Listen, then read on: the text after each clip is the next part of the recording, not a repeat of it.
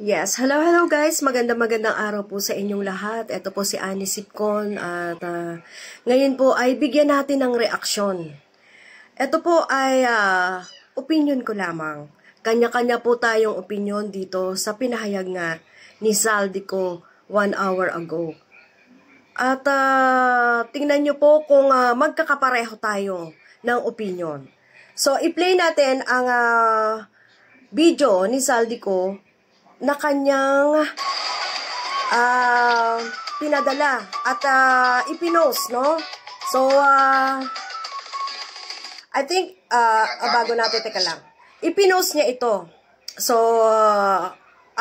ang nakitaan ko yung Rappler eh. So, I think ito po ay pinadala sa isang sa messenger lang. At ito po, may nag-post na lang nito. So, bago ko po reactionan, bago natin makita ang video na to, bago natin pakinggan, ang masasabi ko lang dito, iniimbitahan pala siya sa Senado.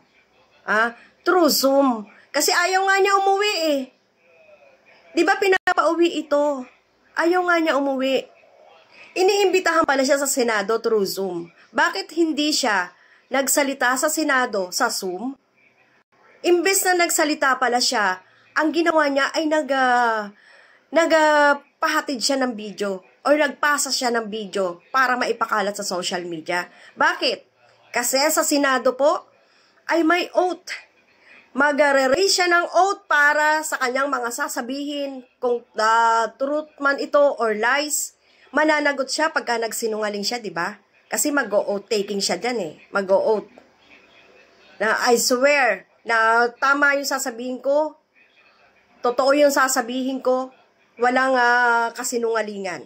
Bakit? Kasi mag-o-out siya. Kaya hindi siya umattend sa Zoom ng Senado. Ganun ba yon? Kaya nagbigay na lang siya ng video para maipost sa social media na kahit magsinungaling kasi siya sa social media, pwede eh. No? So sa Senado, hindi siya umattend ng Zoom. So yun lang po ang masasabi ko rito ha. Panimula ko lang po ito. So ito na po ang video ni Zaldico. Himay-himayin po natin ha. Ito lang po ay aking opinion. Kayo, may sarili rin kayong opinion, okay? Ang buong resources ng bansa para tumahimik ako. Okay?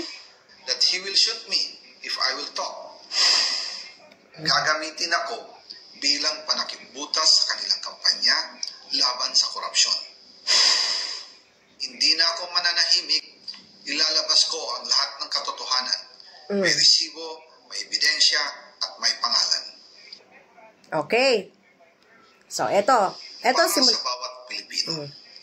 Alam ko na buo ang galit ninyo sa akin ngayon. Nauunawaan ko rin kung bakit. Lalo na at malaki ang halagang nakataya. Talaga. Pero bago kayo humusga, hayaan ninyong ipaliwanag ko ang buong katotohanan. Matagal akong hindi nagsalita dahil may direktang utos sa akin. Huwag nang bumalik ng Pilipinas at manahimik na lamang. Manahimik na lamang. So, yun ang utos sa kanya. Huwag na raw bumalik sa Pilipinas. Kasi, ang sabi niya pa rito, baka patayin daw siya. Well, ang masasabi ko lang, ikaw, Zaldico, papatayin. At syempre, ang tinutukoy niya rito si PBBM, papatayin ka ni PBBM. Langaw nga hindi mapatay ni PBBM. Ano yan? Katulad ba yan ni Duterte? Na pagka yung nakikita niyang tagilid ako dito sa isang taong ito na baka maikanta ko, papatayin ko. Ano yung kagaya ni Duterte? Hindi po kagaya ni Duterte si Marcos. Hindi po siya mamamatay tao. Kaya, atubili ako or hindi ako naniniwala na papatayin ito pagka bumalik siya ng Pilipinas. Right? Ako noong July 19, 2025 para sa aking medical check-up. Nakaplanong bumalik pagkatapos ng SONA ni Pangulo. Pero habang papauwi na ako, tinawagan ako ni dating Speaker Martin Romualdez at sinabihan, stay out of the country. You will be well taken care of as instructed by the President. Noon naniniwala pa ako sa kanila, kaya't hindi ako bumalik. Tumikom ang aking bibig, sumunod ako, pero ang hindi ko alam, ang ibig pala nilang sabihin sa aalagaan ka namin ay gagamitin ako bilang panakipbutas sa kanilang kampanya laban sa... Gagamitin panakipbutas sa kanilang kampanya. Paano mangyayari yun? Meron ka na nga di ba? Meron ka na nga kaso. Saldi ko. So, ang iniisip ko lang dito, bakit hindi ka umuwi? Or ibig bang sabihin naniwala? Sige, inutusan ka. Ibig bang sabihin nun? Yung utos sa'yo. Anong panakipbutas? Ibig sabihin ng panakipbutas, siya lahat ang aako. Although, marami na talagang issue na napakarami mong kaso. Marami kang ginawa, Saldi ko. Ikaw ang pinakamalaki na sa ngayon kasi meron pang nababalita na isa pang congressman na mas malaki pa sa'yo ang mga nakulembat. Pero sa pagkakaalam namin, ikaw ang pinakamalaki. Bakit, Saldi ko? Panahon pa ni Gloria, ikaw na mamayagpag. Panahon ni Digong, mas namayagpag ka. Tapos ikaw pa gagawing panakipbutas at ikaw ang gagamitin? Hindi ba pwedeng veterano ka na? Veterano ka na pagdating ng Marcos administration, Saldi ko? Masyado ka nang magaling sa pangungulembat sa pagnanakaw dahil panahon pa nga ni Gloria, panahon pa nga ni Digong, ikaw ay nagnanakaw na. Hindi ba pwedeng sa 2 years na pagsasama nyo ni pagiging member ng Congress, hindi ba pwedeng ikaw ay veterano na?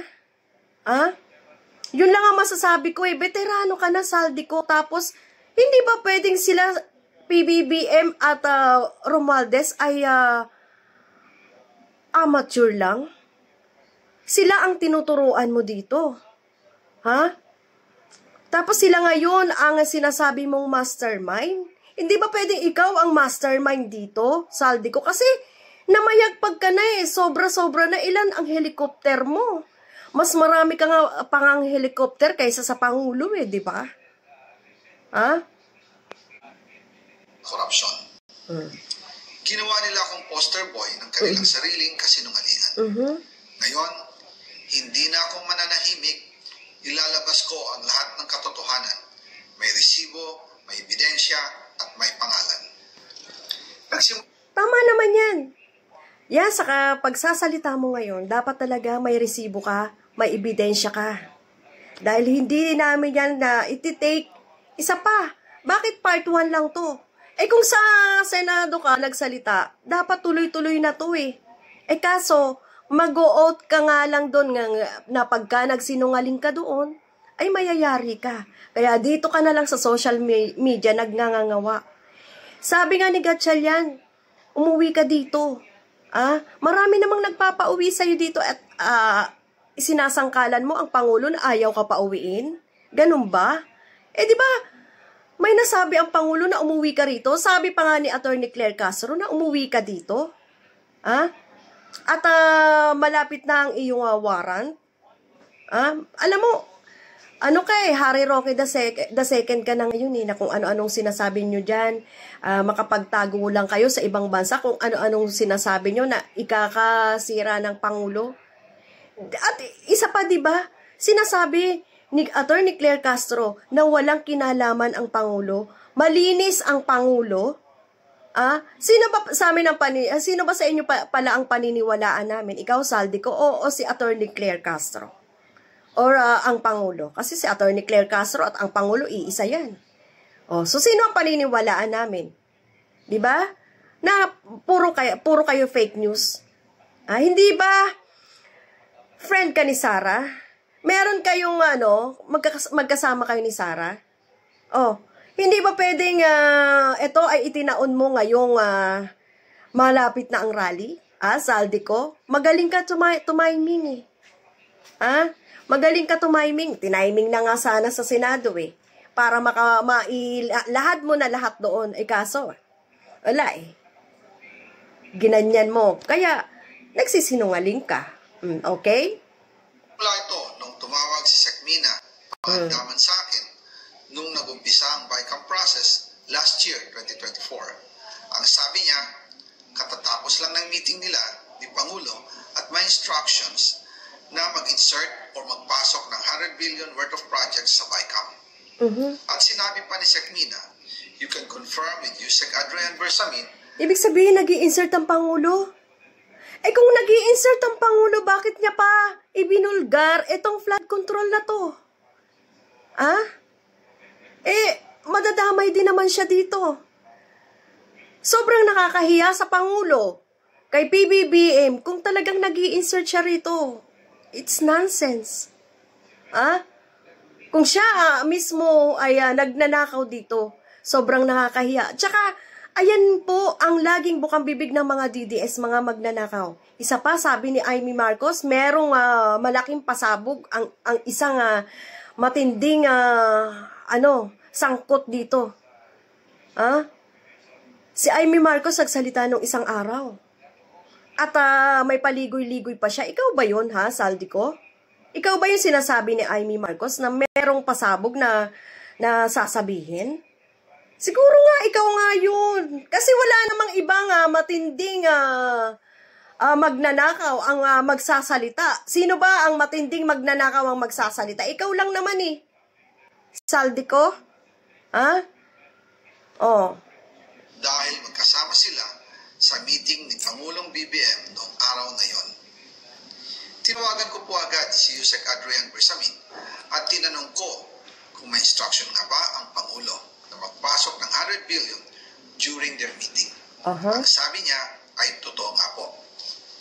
Right after our conversation, tinawagan ko po si dating Speaker Martin Romualdez at nireport ko ang instructions ng Presidente to insert the 100 billion projects. At sinabi niya sa akin, what the President wants, he gets. After ng ilang araw, grabe. Pinasama talaga nila rito ang Pangulo, What the President wants, President gets. Wow. Ibig sabihin, talagang ang Pangulo pala ang nagtuturo sa'yo? Or ang Pangulo pala ang nag-i-instruct sa inyo? Sa'yo? Sa inyo? Kung paano mag-insert?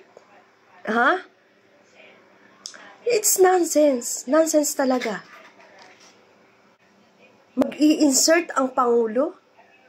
Ibig sabihin, nung sona niya. Nung sona niya. Na sinabing mahiya naman kayo. Talbog sa kanya. Yan ba nangyari? Bakit nung sona niya? Wala ka na. Bagay, magpapacheck up ka nga naman. Saldico, magpapacheck up ka nga pala. Nataon sa sona ng Pangulo. Sinabi ng Pangulo, mahiya naman kayo. Ibig ba sabihin, sa kanya tumama ito? Well, ang masasabi ko lang sa'yo, Saldico, patunayan mo ito. Bigyan mo ng tawag dito. Ang tawag dito yung matinding ebidensya. Kasi pagka walang ebidensya, yari ka dito. Ano to? Another kaso mo na naman. Sa bagay, yung kaso mo nga sa yung kaso mo nga sa flood control na yan eh. Ano na yan eh? Kotang-kota na yan eh. At ngayon, itinaon mo pa talaga sa rally. So, ang mga DDS ngayon ay tuwan-tuwa, gagamitin nila ito, tamang-tama. Sige, tignan natin ang mangyayari. Okay? Sa ginawa nyong ito, I think katangahan nyo talaga to. Gumawa pa kayo ng Saldico, Nag-invento pa kayo ng Saldico, para magkaganito. So, tingnan natin, magsisisi lang kayo sa mga ginagawa nyo kung hindi man ito totoo. Pero unang-una na lang yung sinasabi ko na hindi siya nagpa-interview sa Senado or nakipag-participate sa Senado. Ano na yun points na yun di ba, guys? Unang meeting si Sec Mina Pangandaman at Yusek Adrian Bersamin sa amin ni dating Speaker Martin Romualdez sa Aguado Building in front of Gate 4 ng Malacanang at nandun din po si Yusek Jojo Cadiz. During the meeting, binigay po ni Yusek Adrian Bersamin ang listahan na worth 100 billion. Tinanong ko po si Yusek Adrian kung saan galing ang listahan. Ang sagot niya, galing kay PBBM mismo at binigay niya ito mula sa brown leather bag. Nung sinabi po ni Yusek Adrian Bersamin, yung brown leather bag, naalala ko nung nasa Singapore kami right after the elections, May 2022, sa Hilton Hotel, kami ni dating Speaker Martin at PBBM habang pauwi at pabalik ng Pilipinas, hinabol ng PSG ang brown leather bag at ang sabi ni PBBM, maiwan na lahat, wag lang ang brown leather bag. Kaya naniwala ako na utos talaga ito ng Pangulo. Pagkatapos ng ilang araw, I informed sina dating Speaker Martin Romualdez, Sagmina Pangandaman, Yusek Adrian Bersamin, and Yusek Jojo Cadiz na kung pwede 50 billion lang ang ipasok sa program funds dahil sa sobra ang DPWH funds versus sa DepEd. In practice, hindi pwede na mas malaki ang budget ng DPWH kaysa edukasyon. And yung balance na 50 billion, ilagay na lang sa program funds for the 2025 budget. Dahil Office of the President din ang nagre-release ng lahat ng unprogram funds. Pagkatapos ng isang araw, tinawagan ako ni Sagmina at sinabi ang mensahe ng Pangulo. Ipasok ninyo yan dahil pinangako na sa akin ni Speaker Martin yan at hindi na pwedeng baguhin. Kumbaga, ang utos ng hari hindi pwedeng mabali. Again, I informed the Speaker and asked clearance about the instructions ng Pangulo. At ang sabi niya, wala tayong magagawa. Kaya po nagtataka ako kung bakit sinasabi ni Pangulo na hindi niya makilala ang budget. Samantalang lahat na binawas at dinagdag sa mga ahensya ng gobyerno ay humihingi ng approval sa kanya si Sagmina Pangandaman.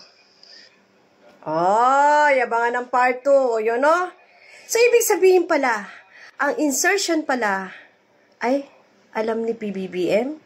Ibig sabihin, malinis ka rito, Saldi ko. Malinis ka. Paano mo maipapaliwanag yung mga ari-arian mo? Paano mo mapapaliwanag yung mga ginawa mo sa Bicol? Yung mga project mo? Paano mo maipapaliwanag yung mga bahay mo, yung mga kotse mo? Paano mo maipapaliwanag yung helicopter mo? Yung sandamukal mong pera, ibig sabihin yan, si PBBM din ang may kagagawan yan? Well, pakinggan na lang natin po ang pahayag dito ng ating Pangulo. Okay? So, portion by portion or bawat sinasabi ni Saldico ay dapat ipaliwanag ng ating Pangulo kasi wala, gagamitin talaga ito na sa kanya habang hindi pa dumadating ang rally. Alright? Kasi habang hindi pa dumadating ang rally at hindi pa siya nagsalita dito, ay talagang ang lalabas dito ay totoo talaga itong mga sinasabi ni Saldico. Dapat, pagka nakarating ito sa kanya, dapat magpaliwanag na agad siya rito. Part 1 din na paliwanag niya, okay? So, yun lang ang sasabihin ko, guys. Sa social media siya nagpahayag. Kasi sa social media, pwede kang magsinungaling. Pero dapat, wag tong pabayaan ng ating Pangulo. So yan, God bless the Philippines at sana po ay makayanan ito ng ating Pangulo. Ayaw po nating matanggal ang ating Pangulo. Ayaw po nating maging president si Sara dahil bali na maging president si PBBM, ayaw namin kay Sara. Ito po ay talagang propaganda lang nila para mapatalsik talaga ang Pangulo at ngayon pa talaga. So bukas maghahanda na 15 ang mga magrarally at 16 magrarally na sila. Panalangin po natin ang ating presidente at ang ating bayan, ang ating bansa. Maraming salamat po.